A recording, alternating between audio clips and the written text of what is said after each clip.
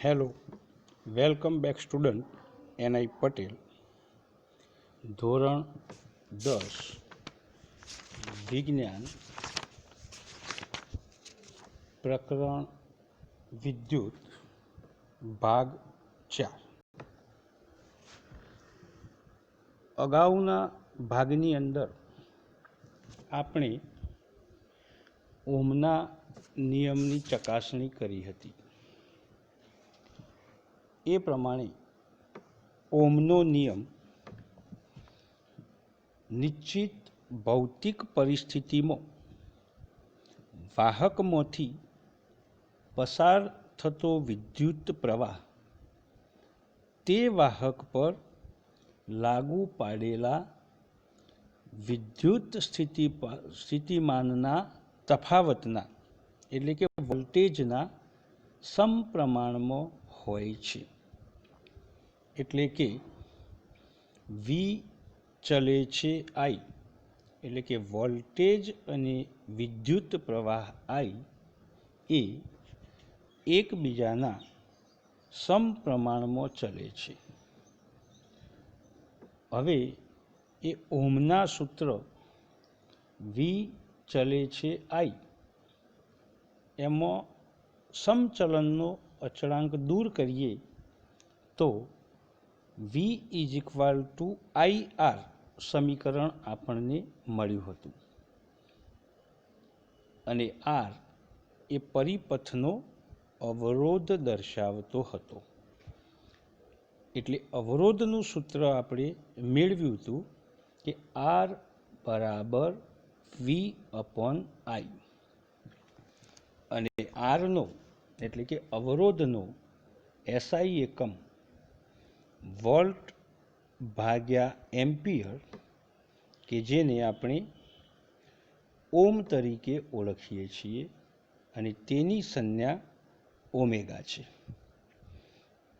એટલે 1 ઓમ બરાબર 1 વોલ્ટ ભાગ્યા 1 એમ્પિયર. તો આ અવરોધ એ વાહકો પર આધાર રાખે છે. એટલે કે પદાર્થનો અવરોધ પદાર્થની જાત અને તેની ભૌતિક પરિસ્થિતિ એટલે કે તાપમાન પર આધાર રાખે છે. ધાતુ પદાર્થોમાં તાપમાન વધતો તેનો અવરોધ વધે છે. એટલે એના આધારે જ્યારે કોઈ વાહક તારમાં વિદ્યુત પ્રવાહ વહે છે ત્યારે એ વાહક તારમાં વિદ્યુત પ્રવાહના માર્ગના વહનને પરમાણુઓ અવરોધે છે. અને એના કારણે વિદ્યુત પ્રવાહનું વહન એ ધીમું પડે છે, જેને આપણે વાહક તારનો અવરોધ કહીએ છીએ. એટલે જે પરમાણુઓ વચ્ચેથી તે ગતિ કરે છે તેમના આકર્ષણ દ્વારા ગતિ નિયંત્રિત થઈ જાય છે. આમ વાહકમાં ઇલેક્ટ્રોનની ગતિ તેના અવરોધ દ્વારા મંદ પડી જાય છે. એટલે કે આપેલ પરિમાણના વાહકોમાંથી જેનો અવરોધ ઓછો હોય તે સારો વાહક ગણાય છે. જે વાહક ગણના પાત્ર અવરોધ લગાડતો હોય તેને અવરોધક કહે છે. અને સમાન પરિમાણ ધરાવતા વાહકોમાંથી જેનો અવરોધ વધારે હોય તેને મંદ વાહક કહે છે. એટલે પરિમાણ ધરાવતો અવાહક વધુ અવરોધ લગાડે છે. એટલે આપણે જાણીએ છીએ કે વાહકમાં વિદ્યુત પ્રવાહના વહનનો વિરોધ થાય છે, જે ધનભારિત એટલે કે પરમાણુઓ દ્વારા થાય છે, અને આ વિરોધને વાહકનો અવરોધ આર કહે છે. કેટલીક ધાતુઓ તોબુ, એલ્યુમિનિયમ વગેરે સારા સુવાહકો વિદ્યુત પ્રવાહને ઓછા અવરોધે છે, કારણ કે તેમાં ખૂબ મોટી સંખ્યામાં મુક્ત ઇલેક્ટ્રોન્સ હોય છે, જ્યારે અવાહકમાં મુક્ત ઇલેક્ટ્રોન્સ ન હોવાથી તેના બે છેડા વચ્ચે વોલ્ટેજ લાગુ પાડવા છતાં તેમાંથી વિદ્યુત પ્રવાહ વહેતો નથી. આમ અવાહકનો અવરોધ ખૂબ મોટો હોય છે. એટલે સુવાહક તારની અંદર અવરોધ જેની પર આધાર રાખે છે તે પરિબળોની આપણે વાત કરવી છે. એટલે ઓહમના નિયમની અંદર જે પરિપથ આપણે દર્શાવ્યો હતો એ પરિપથની અંદર અવરોધની જગ્યાએ આપણે 4 પ્રકારના વાહક તાર લઈએ. એક સમાન લંબાઈના તોબાનો તાર અને નિક્રમનો તાર, એનાથી બમણી લંબાઈનો બીજો તાર, પહેલા તાર કરતો બમણા ક્ષેત્રફળ ધરાવતો અને તેટલી જ લંબાઈ ધરાવતો ત્રીજો તાર, અને પહેલા તાર જેટલી જ લંબાઈ અને ક્ષેત્રફળ ધરાવતો તોબાનો પાતળો તાર. અને આ 4 તાર એ પરિપથમાં જોડી અને જો વિદ્યુત પ્રવાહ I અને વિદ્યુત સ્થિતિમાનનો તફાવત એટલે કે વોલ્ટેજ Vના જો મૂલ્યો લેવામાં આવે તો એ મૂલ્યો પરથી આપણને જાણવા મળે છે કે વાહક તારનો અવરોધ એ 3 પરિબળો પર આધાર રાખે છે. એક, વાહક તારની લંબાઈ. જો વાહક તારની લંબાઈ બમણી કરવામાં આવે તો તારની અંદર વિદ્યુત પ્રવાહનું મૂલ્ય ઘટે છે. 2, વાહક તારના આડછેદના ક્ષેત્રફળ. અને 3, વાહક તારના દ્રવ્યની જાત પર. એટલે આના પરથી આપણે એવું કહી શકીએ કે વાહક તારની અંદર અવરોધ એ એક સમાન વાહકનો અવરોધ તેની લંબાઈ Lના સમપ્રમાણમાં અને આડછેદના ક્ષેત્રફળ એના વ્યસ્ત પ્રમાણમાં હોય છે. એનો મતલબ એ કે વાહકનો અવરોધ તેની લંબાઈ પર આધાર રાખે છે. એટલે એના પરથી જો આપણે સૂત્ર બનાવીએ તો અવરોધ માટે R અને વાહક તારની લંબાઈ માટે L સંકેત લઈએ તો R ચલે છે L, એટલે કે R સમપ્રમાણમાં L, એટલે કે અવરોધ અને લંબાઈ એ સમપ્રમાણમાં હોય છે. એને આપણે સૂત્ર નંબર 1 કહીએ. બીજા નંબરમાં આડછેદનો ક્ષેત્રફળ એના વ્યસ્ત પ્રમાણમાં હોય છે. એટલે કે અવરોધ એ જો આડછેદનું ક્ષેત્રફળ વધારવામાં આવે તો અવરોધનું મૂલ્ય ઘટે છે.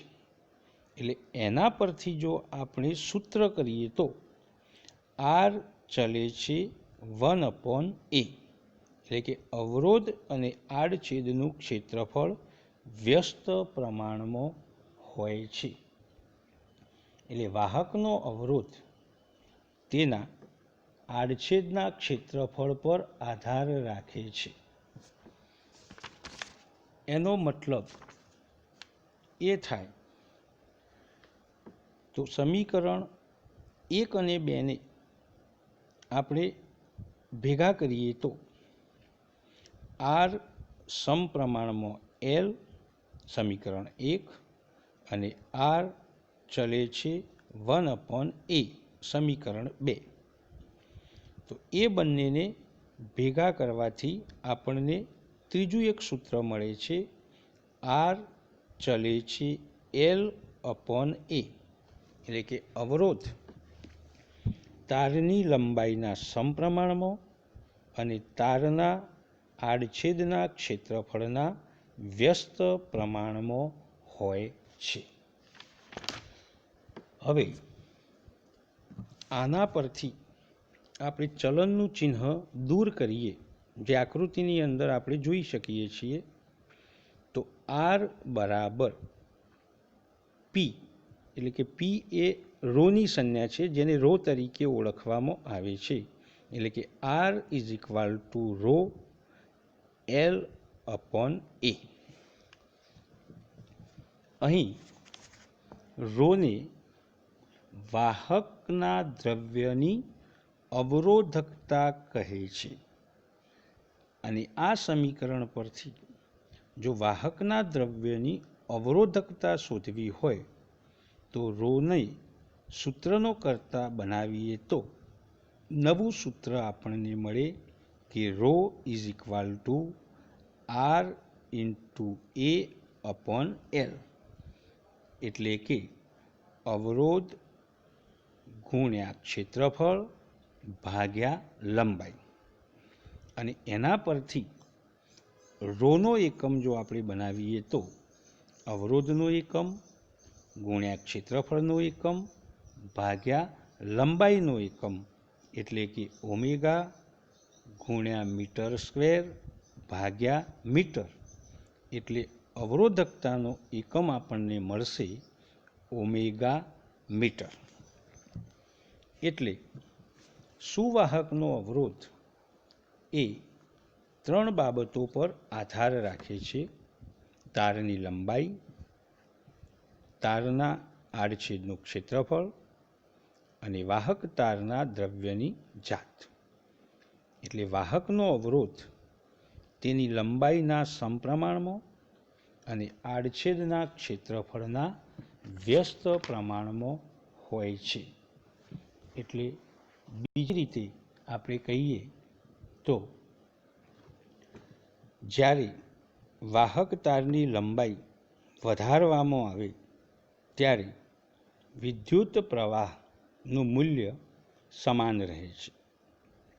અને એ જ તારના ક્ષેત્રફળ કરતો બમણા ક્ષેત્રફળવાળો જો તાર લેવામાં આવે, એટલે કે જાડો તાર લેવામાં આવે તો અવરોધ ઘટે છે, એટલે કે વ્યસ્ત પ્રમાણમાં ચલે છે. તો હવે આના પરથી આપણે 20°C તાપમાને કેટલાક દ્રવ્યોની અવરોધકતા એના એકમ ઓમેગા મીટરની અંદર આપણને આપેલી છે. એટલે વાહક, મિશ્ર ધાતુઓ અને અવાહકો અને એની અવરોધકતા આ કોષ્ટકની અંદર આપણે જોઈ શકીએ છીએ કે વાહકોની અંદર જુદી જુદી ધાતુઓ આપણને આપેલી છે: ચોદી, તોબુ, એલ્યુમિનિયમ, ટંગસ્ટન, નિકલ, લોખંડ, ક્રોમિયમ, પારો અને મેંગેનીઝ. એ જ રીતે મિશ્ર ધાતુઓ અને અવાહકો આપેલા છે. હવે એની અંદર ક્રમ પ્રમાણે અવરોધકતા આપેલી છે કે ચોદીની અવરોધકતા 1.60 × 10⁻⁸ ઓમેગા મીટર છે. એના કરતાં વધુ અવરોધકતા તોબુ, એલ્યુમિનિયમ, ટંગસ્ટન, નિકલ, લોખંડ, ક્રોમિયમ એમ ક્રમશઃ વધતી જાય છે.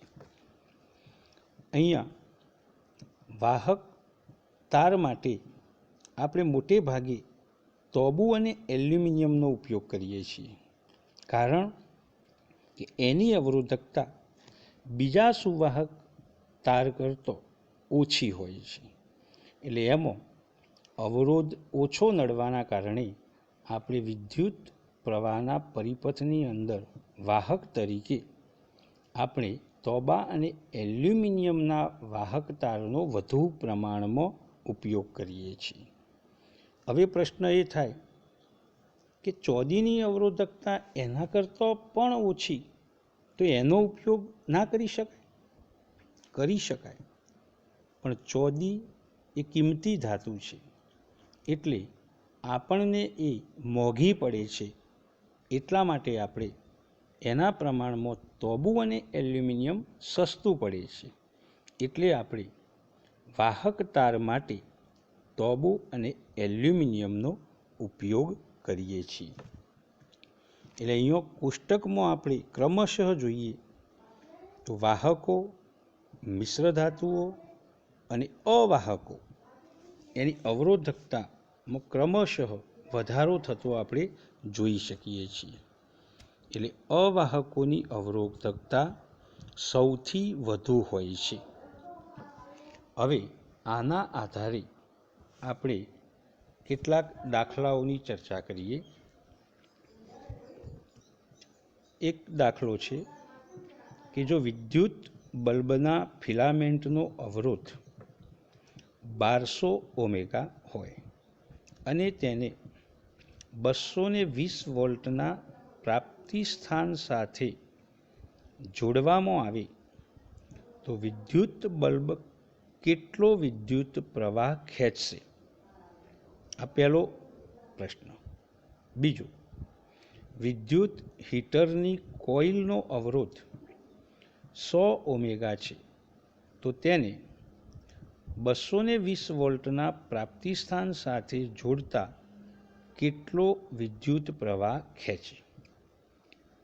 તો અહીંયા આપણે બંનેનો ઉકેલ જોઈએ તો પ્રથમ અનો ઉકેલની વાત કરીએ તો એની અંદર આપણને વિદ્યુત સ્થિતિમાનનો તફાવત એટલે કે વોલ્ટેજ V બરાબર 220 વોલ્ટ આપેલા છે અને અવરોધ R બરાબર 1200 ઓહ્મ આપેલા છે. આપણે વિદ્યુત પ્રવાહનું મૂલ્ય શોધવાનું છે. એટલે ઓહ્મનું જે આપણું સૂત્ર છે કે V = IR, તો એમાં Vનું મૂલ્ય આપેલું છે અને Rનું મૂલ્ય આપેલું છે. તો આપણે Iનું મૂલ્ય શોધવાનું છે.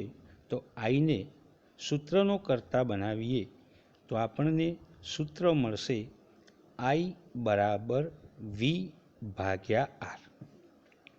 હવે એ સૂત્રની અંદર આપણે કિંમતો મૂકીએ તો V = 220 વોલ્ટ ભાગ્યા R અવરોધ એટલે કે 1200 ઓહ્મ.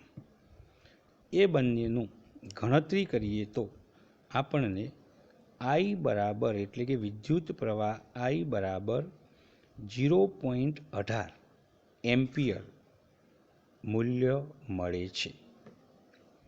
તેવી જ રીતે બની અંદર આપણને વોલ્ટેજ 220 વોલ્ટ આપેલા છે અને અવરોધ R એ આપણને 100 ઓહ્મ આપેલો છે. તો એની અંદર પણ આપણે વિદ્યુત પ્રવાહનું મૂલ્ય I શોધવાનું છે. તો એ જ સૂત્રનો ફરીથી ઉપયોગ કરીએ તો 220 વોલ્ટ ભાગ્યા 100 ઓહ્મ, તો આપણને વિદ્યુત પ્રવાહનું મૂલ્ય 2.2 એમ્પિયર મળે છે. એ જ રીતે બીજો એક દાખલો કે એક વિદ્યુત હીટર પ્રાપ્તિ સ્થાનમાંથી 4 એમ્પિયર વિદ્યુત પ્રવાહ ખેંચે છે ત્યારે તેના બે છેડા વચ્ચેનો વિદ્યુત સ્થિતિમાનનો તફાવત 60 વોલ્ટ છે. જો વિદ્યુત સ્થિતિમાનનો તફાવત 120 વોલ્ટ સુધી વધારવામાં આવે તો હીટર કેટલો પ્રવાહ ખેંચશે? એના ઉકેલની આપણે વાત કરીએ તો વિદ્યુત સ્થિતિમાનનો તફાવત V બરાબર 60 વોલ્ટ અને વિદ્યુત પ્રવાહ I બરાબર 4 એમ્પિયર આપેલ છે. તો ઓહમના નિયમ પ્રમાણે આપણે અવરોધ શોધીએ તો R બરાબર V અપોન I, એટલે Vની જગ્યાએ 60 વોલ્ટ અને Iની જગ્યાએ 4 એમ્પિયર લખીએ અને ગણતરી કરીએ તો આપણને અવરોધ R બરાબર 15 ઓહમ મળે છે. હવે આ વિદ્યુત સ્થિતિમાનનો તફાવત 60 વોલ્ટથી વધારી અને આપણે જો 120 વોલ્ટ કરીએ તો કેટલો પ્રવાહ ખેંચાશે? તો એના માટે આપણે વિદ્યુત પ્રવાહ I બરાબર V અપોન R સૂત્રમાં કિંમત મૂકીએ તો 120 વોલ્ટ ભાગ્યા R એટલે કે અવરોધ 15 ઓહમ. ગણતરી કરતો આપણને વિદ્યુત પ્રવાહ I બરાબર 8 એમ્પિયર મળે છે. એટલે વિદ્યુત પ્રવાહનું મૂલ્ય આપણે વોલ્ટેજ વધારીએ છીએ એટલે વોલ્ટેજ વધતો વિદ્યુત પ્રવાહનું મૂલ્ય પણ વધે છે, એ આમાં જોઈ શકાય છે. એટલે આના પરથી આપણે આજે એવું કહી શકીએ કે જ્યારે સુવાહક તારની અંદર વાહકનો અવરોધ જે છે તે એ 3 બાબતો પર આધાર રાખે છે: તારની લંબાઈ, તારના આડછેદનું ક્ષેત્રફળ અને તારના દ્રવ્યની જાત. આવતા ભાગની અંદર આપણે સમાંતર અને શ્રેણી જોડાણોની ચર્ચા કરીશું. ધન્યવાદ.